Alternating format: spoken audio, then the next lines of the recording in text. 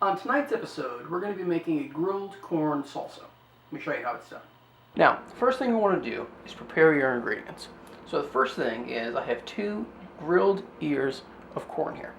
Now to prepare these, you just want to give them a nice rub in oil. I like to use grapeseed oil, and then salt and pepper. And then put them on the grill and then rotate them about every 3 minutes until they're nice and charred on all sides. Then we've got 3 plum tomatoes, a jalapeno, about 1/4 of a red onion, a nice handful of cilantro, probably about 1/3 of a cup, and 2 garlic cloves, and 1 lime, which we're going to juice later on. So we're going to kind of cut these in a very specific order, that being the tomatoes are going to be last, and I'll tell you why when we get there. So we're going to start with the corn and then move through the onion, cilantro, jalapeno, and garlic.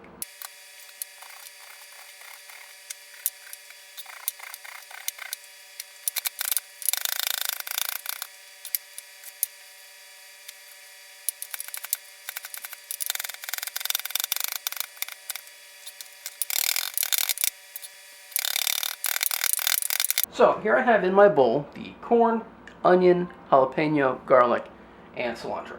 All nicely chopped up. What we're going to do is just set this aside for a minute. Now, the reason we saved the tomatoes until now is because there's no way to know how juicy your tomato is. In other words, how much liquid's going to be inside. And if you were to just chop these up and toss everything in the bowl in advance, then you might end up with an overly wet salsa, or maybe one that doesn't have enough moisture in it. So I like to save these until now. Chop them in half, cut the seeds out, put the seed and juicy stuff aside, chop up the main flesh of the tomato, add that in, and then depending on the consistency of the whole mix, add in enough of the seeds and enough of the kind of tomato juices to really round out the salsa. So we're going to do that right now.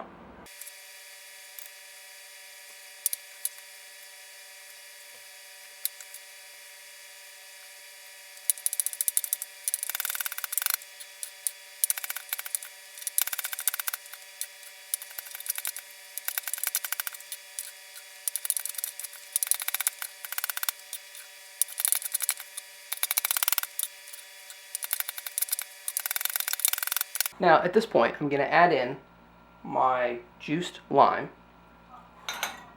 Okay.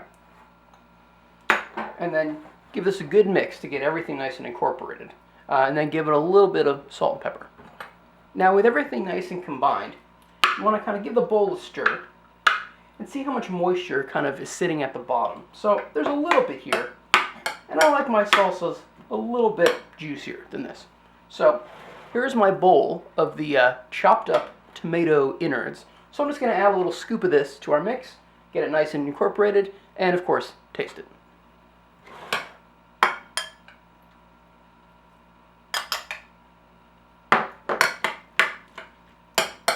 Now at this point, if you're happy with the flavor, so you're going to continue to add salt and pepper, maybe some additional lime if you like. You can cover it, pop it in the fridge for about 30 minutes, and all the flavors will get even stronger. Now, if you can't wait that long, you can just go ahead and eat it.